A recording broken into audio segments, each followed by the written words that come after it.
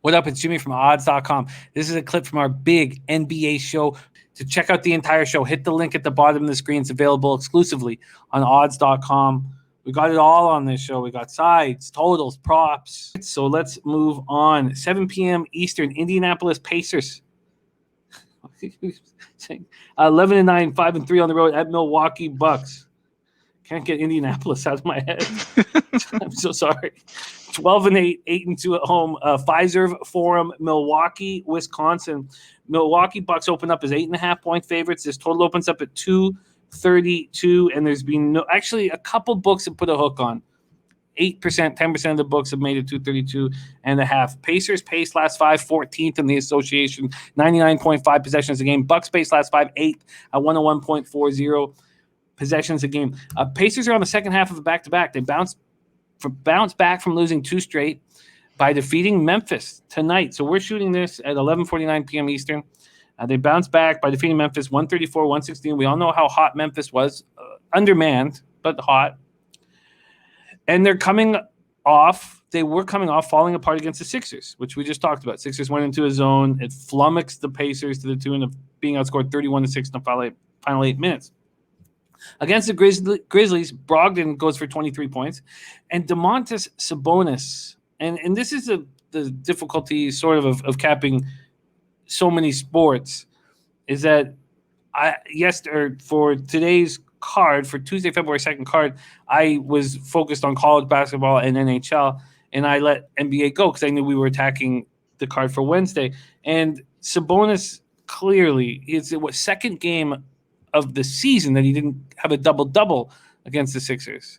You knew this guy plays with heart. Look at his dad. Right. The heart runs in the family. You knew he was going to step up for the club. That was an easy prop bet that I just wish I had been around for. He goes for 32 points, 13 boards, 5 assists. Miles Turner, 22 points, 11 boards. Jeremy Lamb scored 19 points. That's his 6th straight game in double figures since returning from the torn ACL in his left knee. Karis LeVert, TJ Warren remain out of the lineup long term.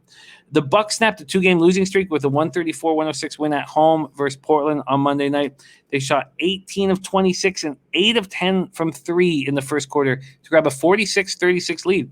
And we have the Rockets on our card. They came off a 48-point first quarter. The Bucks came off a 46-point first quarter, and the Bucks have been getting killed on the perimeter, not the other way around. So impressive. They were up 79-56 at the half. They shot 59.2% from the field, 14-22 from 3. They led by as much as 39 in the fourth. This team's rolling. Well, for one game. This team had one good game. Sorry, let me stop myself. This team had one good game. Drew Holiday, 22 points, 7 boards, 6 assists. He's starting to step up. It took playing the Pelicans to kind of get his shit together. Bobby Portis added 21 points and 8 boards. I've been saying on this show that he's taking minutes away from Lopez every time I watch them. He's taking minutes away from Lopez. And then Giannis Antetokounmpo got to have a little bit of a break with all the outside perimeter glory. 72 points, 29 boards, 14 assists over his previous 2 games. He got to take a break, 18 points, 6 assists, 4 boards. The Bucks avoided suffering their 9th loss of the year in their 20th game. Last season, the Bucks didn't lose for the 9th time until their 61st game. The Bucks are completely healthy. Everybody's waiting for this winning streak to come, but will it? Before I pass it on to you, Wham, I like the Pacers' first quarter here, but because it's the second half of a back-to-back, I'm going to wait. I want to make sure everybody's in the lineup, but this is a situation that I've historically loved, and that's taking an underdog on the road on the second half of a back-to-back in the first quarter. It's after winning a game and playing well. For me, it's been a profitable ROI spot, and I want to go right back to the well, especially after the Bucks having such a hot shooting game. Wham Bam, take it away, Pacers Bucks. That makes sense to me. Last 5 games for the Bucks, they're ranked number 22 in defensive rating. Man, they can't really guard that well. As far as that game as far as the New Orleans Pelicans, they did have a great game in that game, but I would kind of give them a little of a discount, honestly, for that rating because of that, because we know that the Pelicans are number 1 in pace in that same span in the last 5 games. I'm going to say that the Bucks will clamp up here, though, honestly, Jim. And I do not endorse the Indiana Pacers just because I think they just got a good game today. I think the good game came in today. They were able to get Memphis out of the paint. Memphis wants to go in the paint. They want to get guys down low and then dish it out for wide open threes. They weren't able to get wide open threes today because they were holding down the paint. That's the game that I was mentioning, and I want to continue to bag Memphis. You know what I mean? Because they're underdog here as well. But I slightly put on it, but I didn't want to go all the way in on it just because it just don't make sense for me to go into Memphis and this Indiana team. They're kind of a good paint team. I think the Bucks are going to try to stop the paint. And if I'm going to trust this Pacers team to shoot, they got to shoot better than what they've been shooting. I mean, we did call them saying that they're shooting well. It seems right when I mentioned Dougie McDermott shooting well, he starts shooting trash. Especially the holiday brother, he started shooting even terrible. Now their last three games for Indiana, they're shooting 35% from three. That's ranked 21st in the league. It's not really that good. I don't think that's going to get it done. Also, were able to outnumber the undermanned Memphis Grizzlies. This is another big man lineup that's averaging 49 rebounds per game, which is ranked number 2 in the Bucks.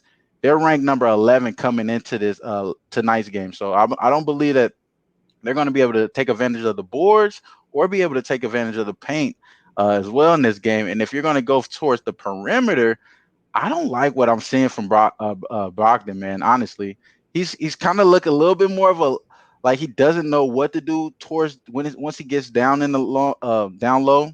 He wants to pass it out.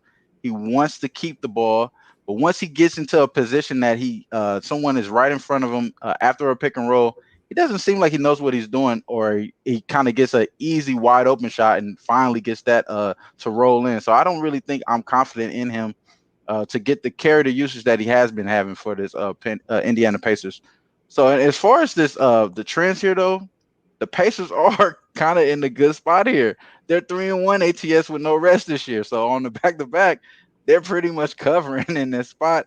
And also against the Central Division, they're the same division. They're 2-0 ATS. So you would say that they could get this done. I just don't think I have confidence in it. And I believe in the early stages, I'm going to go with the Bucks here, bro. I think the Bucks first half is my spot. I do understand what you're saying though, because they're coming off of a good emotional win and playing well, being able to come here. You know you're gonna have some type of confidence to be able to beat down this Bucks team. And the Bucks don't scare anyone, to be honest with you. They don't scare anyone. I just think that alone, and they haven't been able to play with their full potential. And Bobby Portis, it seems like Bobby Portis is ready to take those minutes. Honestly, seems like he's ready to take those minutes and having some of those guys for this Bucks team that's already thinking that they're the favorite these last few years. They have some sort of underdog mentality. So I'm going to go ahead and say the Bucks is going to make it happen this time in this game, and I believe that a lot of this has to do with matchup wise, and Giannis should go off for a triple double type of scenario here because he doesn't have a matchup that can beat him. I don't think it's a bonus could really match up with him. I hear you, and it's an interesting breakdown, and I can understand why you want these Bucks. Let me move over the first half here. So over at BetMGM, they'll give you full game first half when they have a full market at any number you want. Right? So they set it all pretty nice for you. So right now on the odds.com odds page, you can get the Bucks minus 5.5 at minus 105 at BetMGM, and you can get a minus 4.5 at minus 118. And that's exactly where it is at BetMGM. But you can take them, minus 6.5 plus 115. You can mess around. But Yeah. those are the only two books right now. Let me see. Can Bet365 help us here? Let me see if they can help us here because Circa doesn't have it up. And no, those are the only two options you have.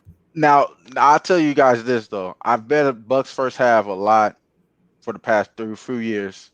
You don't want to take them. I mean, they're 7-2 at the house in the first half, but you do not want to take them on a 7-6 range in the first half, especially against a capable team like this Pacers team.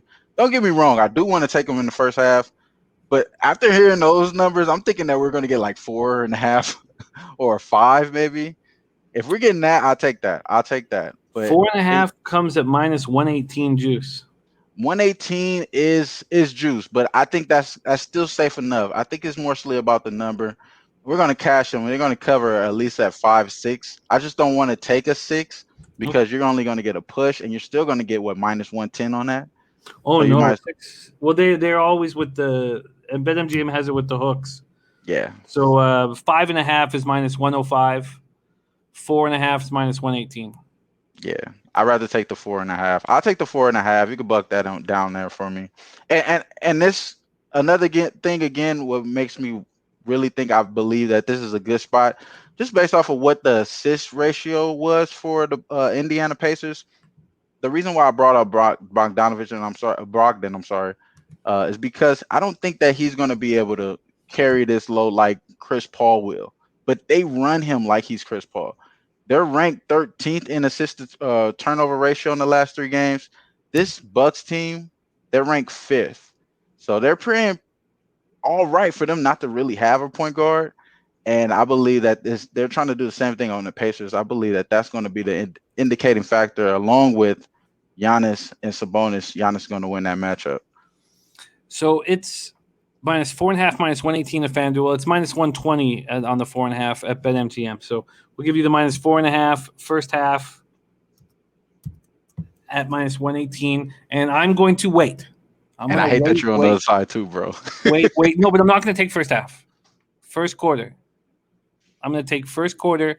If everybody's still in the lineup, I know that Karis LeVert and TJ Warren are out, but this is as healthy as they've been in a long time. I love Lamb back in action and playing well. I mean, from a statistical standpoint, I know he can play some nice perimeter defense, but it's more for the locker room. Seeing a guy come back from that kind of injury, 6 straight games in double digits. I mean, it just gives you that fire.